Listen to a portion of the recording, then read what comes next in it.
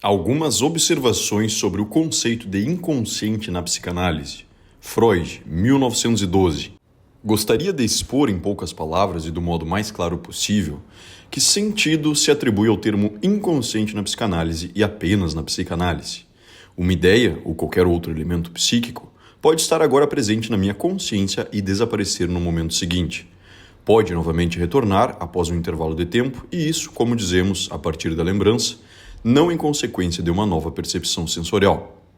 Para levar em conta esse fato, vimos-nos obrigados a supor que a ideia estava presente em nosso espírito, também durante o intervalo, ainda que permanecesse latente na consciência. Sobre que forma pode haver existido, enquanto presente na vida, psíquica e latente na consciência, acerca disso não temos como fazer conjecturas. Neste ponto, devemos estar preparados para a objeção filosófica de que a ideia latente não existiu como objeto da psicologia, mas como disposição física para a recorrência do mesmo fenômeno psíquico, ou seja, a mencionada ideia. Mas a isso podemos replicar que uma tal teoria extrapola bastante a área da psicologia propriamente, que apenas contorna o problema, ao manter que consciente e psíquico são noções idênticas e que, evidentemente, está errada em negar à psicologia o direito de aclarar com seus próprios meios um de seus fatos mais corriqueiros, o da memória. Vamos então chamar de consciente a ideia que se acha presente em nossa consciência e da qual nos apercebemos, e admitir apenas este sentido para o termo consciente. Já as ideias latentes, se tivermos motivo para supor que existem na psique, como no caso da memória, serão designadas com o termo inconsciente. Uma ideia inconsciente, então, é uma ideia que não notamos, mas cuja existência estamos dispostos a aceitar, com base em outros indícios e provas. Isso poderia ser visto como um trabalho descritivo ou classificatório bem desinteressante, se nenhuma outra informação fosse levada em conta para o nosso julgamento, além dos fatos da memória ou da associação por elos inconscientes. Mas o conhecido experimento da sugestão pós-hipnótica nos faz insistir na importância da distinção entre consciente e inconsciente e parece aumentar-lhe o valor. Nessa experiência, tal como foi realizada por Bernheim, uma pessoa é colocada em estado hipnótico e depois despertada. Enquanto se achava nesse estado, sob a influência do médico, foi-lhe dada a ordem de executar uma determinada ação no momento preciso. Meia hora depois, por exemplo. Uma vez desperta, tudo indica que voltou à plena consciência e à disposição mental habitual, não havendo lembrança do estado hipnótico, mas o impulso de executar aquela ação impõe-se ao espírito no momento predeterminado, e ela é realizada conscientemente, embora não se saiba por quê. Dificilmente poderíamos descrever de outro modo o fenômeno, senão dizendo que a intenção estava presente no espírito da pessoa em forma latente ou inconscientemente, até o instante fixado em que se tornou consciente. Todas as outras ideias associadas a esta, a ordem, a influência do médico, a lembrança do estado hipnótico, permaneceram inconscientes também. Podemos aprender ainda mais com tal experiência. Somos levados a uma concepção dinâmica do fenômeno em vez de puramente descritiva. A ideia da ação ordenada durante a hipnose não se tornou apenas um objeto da consciência em determinado instante, mas produziu também efeito, e este é o aspecto que mais chama a atenção no fato. Ela foi traduzida em ação, tão logo a consciência deu-se conta de sua presença. Como a verdadeira incitação a agir é a ordem do médico, dificilmente não se admitirá que também a ideia da ordem foi eficiente. No entanto, esse último pensamento não foi recebido na consciência, como sucedeu com seu derivado, a ideia da ação. Ele permaneceu inconsciente e por isso foi, ao mesmo tempo, eficiente e inconsciente. A sugestão pós-hipnótica é um produto de laboratório, um fato gerado artificialmente. Mas se adotarmos a teoria dos fenômenos histéricos, apresentada por Pierre Janet e elaborada por Breuer e por mim, teremos à disposição muitos fatos naturais que mostram o caráter psicológico da sugestão pós-hipnótica, de maneira ainda mais distinta e clara. A psique do paciente histérico é cheia de pensamentos que produzem efeito, mas são inconscientes. Deles procedem todos os sintomas. O traço que realmente mais chama a atenção na constituição psíquica histérica é ser governada por ideias inconscientes. Quando uma mulher histérica vomita, pode fazê-lo em consequência da ideia de estar grávida. No entanto, ela não tem conhecimento dessa ideia, embora esta possa facilmente ser descoberta em sua psique e tornada consciente para ela, por meio de um dos procedimentos técnicos da psicanálise.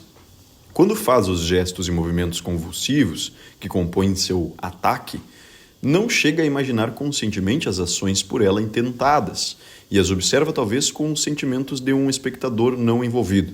Entretanto, a análise consegue mostrar que ela desempenhava seu papel na reprodução dramática de uma cena de sua vida, cuja recordação durante o ataque era inconscientemente eficaz. O mesmo predomínio de ideias inconscientes eficientes é desvendado na análise como essencial na psicologia de todas as demais formas de neurose.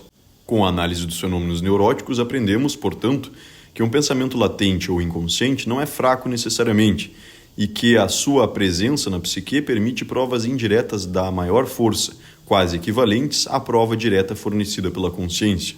Sentimos-nos justificados em fazer nossa classificação harmonizar-se com esse acréscimo em nossos conhecimentos, introduzindo uma distinção fundamental entre diferentes tipos de pensamentos latentes e inconscientes.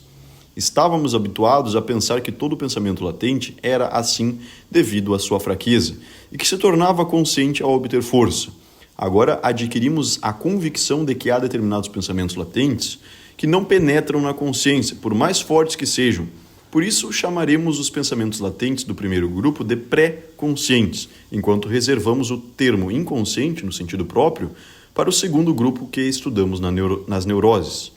O termo inconsciente, que até aqui utilizamos apenas em sentido descritivo, recebe agora um sentido mais amplo. Não designa somente pensamentos latentes em geral, mas aqueles, em especial, que têm certo caráter dinâmico, ou seja, os que se conservam longe da consciência, apesar de sua intensidade e eficácia.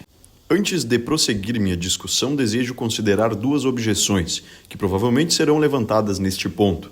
A primeira pode se formular da seguinte maneira: em vez de adotarmos a hipótese de pensamentos inconscientes, dos quais nada sabemos, seria melhor supor que a consciência pode ser dividida, de modo que alguns pensamentos ou outros eventos psíquicos podem formar uma consciência à parte, que se desprendeu da massa principal da atividade psíquica consciente e tornou-se alheia a ela.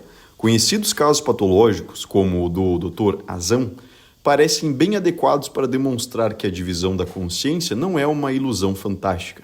Permitam-me observar, contra essa teoria, que ela apenas se aproveita de um abuso da palavra consciente.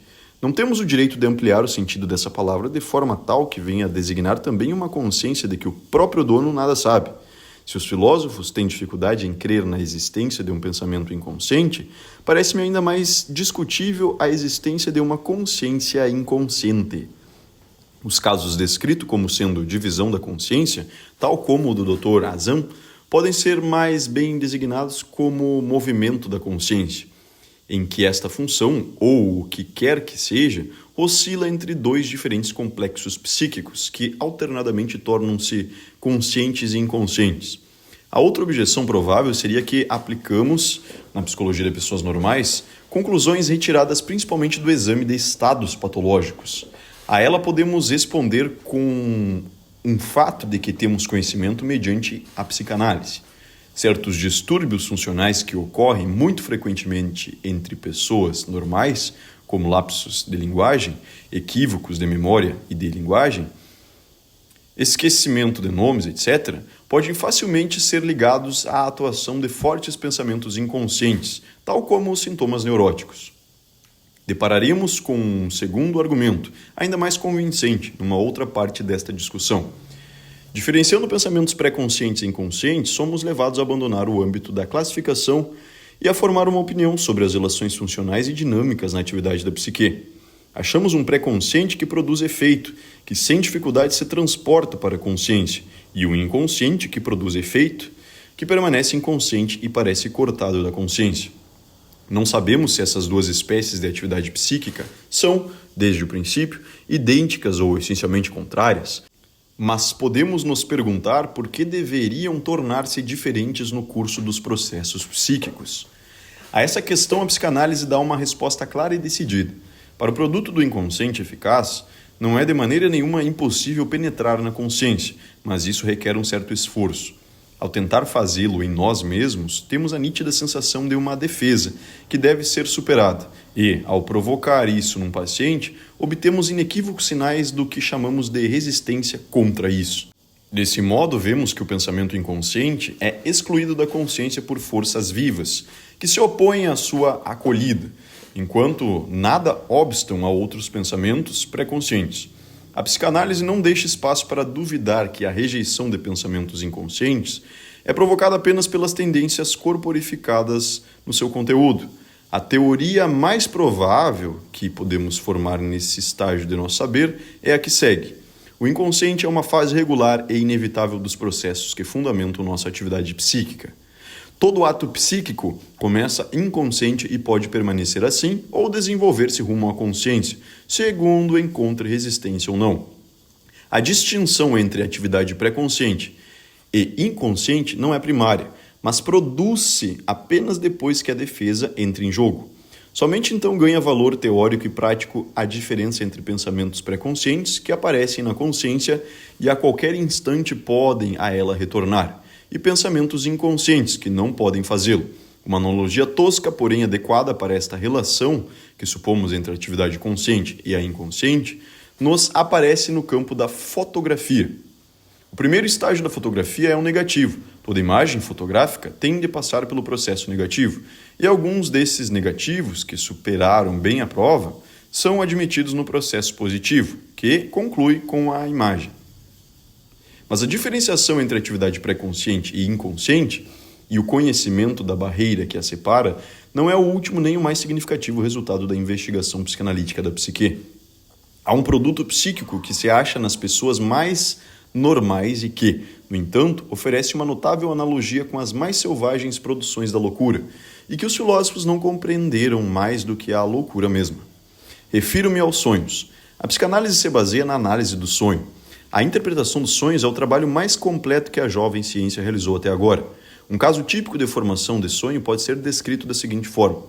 Uma série de pensamentos é despertada pela atividade mental do dia e conserva algo de sua eficácia, mediante a qual escapa à diminuição geral de interesse que introduz o sono e que constitui a preparação mental para dormir. Durante a noite, esta série de pensamentos consegue ligar-se a um dos desejos inconscientes que desde a infância sempre existem na psique do sonhador, mas que habitualmente são reprimidos e excluídos de sua vida consciente. Com a força emprestada por essa ajuda inconsciente, os pensamentos, os vestígios diurnos, tornam-se de novo eficazes e emergem na consciência em forma de sonho. 3 coisas sucederam, portanto. Primeiro, os pensamentos experimentaram uma transformação, um disfarce e distorção que representa a participação do aliado inconsciente. Segundo, os pensamentos conseguiram ocupar a consciência no momento em que ela não devia lhes ser acessível. E terceiro, um pedaço do inconsciente emergiu na consciência, o que normalmente não seria possível. Aprendemos a arte de descobrir os restos diurnos e os pensamentos oníricos latentes. Comparando-os ao conteúdo manifesto do sonho, somos capazes de formar um juízo sobre as mudanças que perfizeram e sobre a maneira como estas se realizaram. Os pensamentos oníricos latentes não se diferenciam absolutamente dos produtos de nossa atividade psíquica consciente habitual. Eles merecem o nome de pensamentos pré-conscientes e podem, de fato, haver sido conscientes em algum instante da vida desperta. Mas, ligando-se às tendências inconscientes durante a noite, foram por estas assimilados, como que rebaixados à condição de pensamentos inconscientes e sujeitados às leis que regem a atividade inconsciente. Eis aqui a oportunidade de aprender o que não poderíamos saber com base em reflexões ou a partir de outra fonte, que as leis da atividade psíquica inconsciente se distinguem em boa medida daquelas da atividade consciente. Mediante o trabalho com detalhes, adquirimos conhecimento das peculiaridades do inconsciente e podemos esperar aprender mais ainda por meio de uma mais profunda investigação dos processos da formação do sonho. Essa indagação mal chegou à sua metade e não é possível expor os resultados até agora obtidos sem entrar nos problemas altamente intrincados da interpretação dos sonhos. Mas não gostaria de pôr termo a essa discussão sem apontar para a mudança e o progresso na compreensão do inconsciente, que devemos ao estudo psicanalítico dos sonhos. O inconsciente nos parecia, inicialmente, tão só uma característica misteriosa de determinado processo psíquico. Agora significa mais para nós. É um indício de que este participa da natureza de certa categoria psíquica, conhecida de nós por outros traços mais significativos, e de que pertence a um sistema de atividade psíquica que merece a nossa plena atenção. O valor do inconsciente como índice ultrapassou em muito a sua importância como atributo. O sistema que se dá a conhecer pela marca distintiva de serem inconscientes os processos que o compõem é por nós chamados de o inconsciente, na falta de expressão melhor e menos ambígua. Proponho para sua designação as letras ICS, abreviatura da palavra inconsciente. Este é o terceiro e mais importante sentido que o termo inconsciente adquiriu na psicanálise.